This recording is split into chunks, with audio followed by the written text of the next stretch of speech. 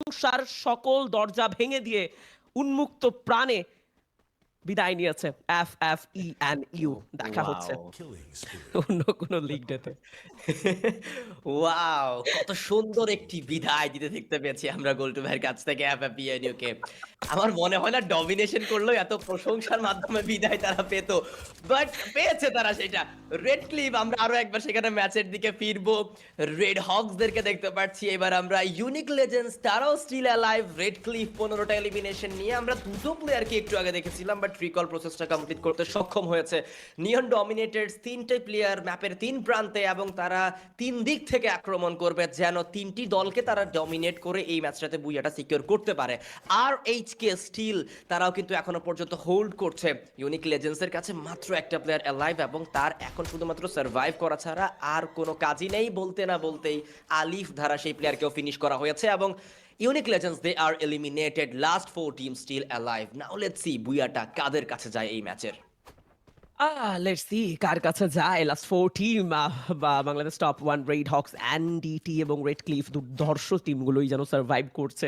তবে 15 এলিমিনেশন পুরোপুরি ফুলে ফেপে আছে। একদমই বুম ব্লাস্টিং একটা ফুলে ফেপে থাকা যেটাকে বলা যায়।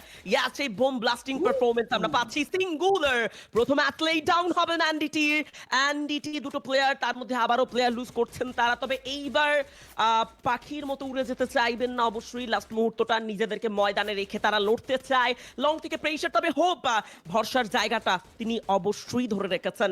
আরডিএর যে ব্যাপারটা নিয়ে আমরা কথা বলছিলাম, 3টি টিম যুক্ত আছে, তবে 4টি টিম আমি সরি, তবে সেখানে রেড হক অনেকটাই চুপটি করে বসেছিল। তবে এবার তারা চুপ থাকবেন না। বাংলাদেশ টপ 1 সব থেকে বড় প্রতিদ্বন্দ্বী রাহাত ডাউন দিবেন, পাল্টা আঘাত দিচ্ছেন রেড হকস এন্ট্রিতে। ব্লেড, আবারও ব্লেডের এন্ট্রি, আরো একটা charge and good by Bangladesh top 1।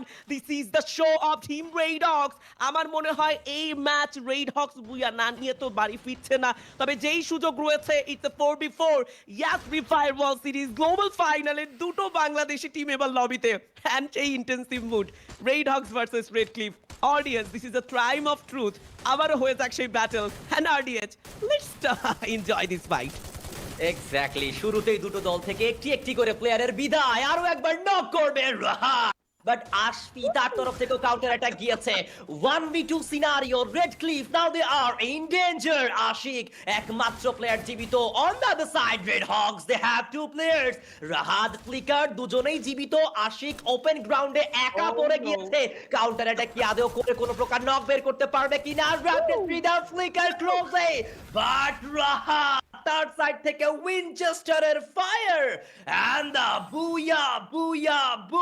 Booyah from the side of Team Red Hawks. Wow!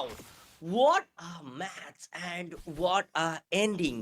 যথেষ্ট ভালো ম্যাচ ছিল। শেষের সিনারিওটা যথেষ্ট ভালো ছিল। আশিকের তরফ থেকে চেষ্টার কোনো কমতি ছিল না। বাট দুটো প্লেয়ারের এগেইনস্টে শেষ মোমেন্টামে ফাইট উইন করা